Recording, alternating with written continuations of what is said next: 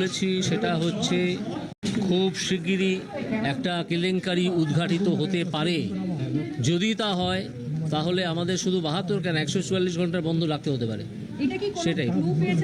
হ্যাঁ, আমি ক্লু পেয়েছি, আমি অপেক্ষা করছি এটা কিভাবে ডিসক্লোজ করা যায়। আমার হাতে সেটা নেই এখনো, একটু সময় লাগবে। আর যদি ডিসক্লোজ না হয় তাহলে আদালতেই দেখা হবে।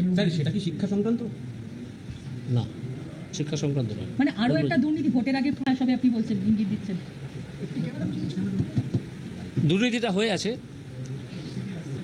তার খবর ফাঁস হবে, আপনি সামনে হতে পারে। সেটা আমি এখনই বলতে পারছি না কে সামনে আনবে। সামনে নাও আসতে পারে আদালতের কারণে। তবে সেই দুর্নীতি যদি আদালতের বাইরে সামনে আসে তাহলে ক্রমাগত বন্ধ রেখে এই সরকারকে উৎখাত করা ছাড়া আর কোনো উপায় থাকবে না। সেটা নদীর সরকার একেবারে টপ লেভেল পর্যন্ত অতীতে আমরা যেরকম দেখেছি, টপ লেভেল পর্যন্ত আমি জানি না, এখন আমি জানি না মানে অতীতে যেরকম আমরা দেখেছি সেরকমই কি অতীতে কি দেখেছে। মানে যেরকম টপ লেভেল পর্যন্ত জড়িত নেতা মন্ত্রী অফিসাররা দেখুন, এইসব দুর্নীতিতে টপ লেভেল জড়িত না থাকলে এই দুর্নীতিগুলো হয়ই না।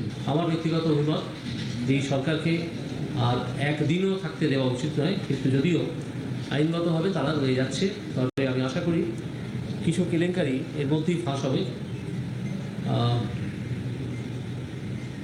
এবং তখন আবার একটা জোরদার আওয়াজ উঠবে এই সরকারের চলে যাওয়ার বিষয়। এবং সেখানে আমার ব্যক্তিগতভাবে মনে হচ্ছে এই কেলেঙ্কারি যদি ফাঁস হয় কয়েকদিনের মধ্যে, তাহলে আমার মত এই, যেটা আমি প্রকাশ করেই দিচ্ছি, যে টানা 72 ঘন্টা বন্ধ ডাকা উচিত সারা পশ্চিমবঙ্গে।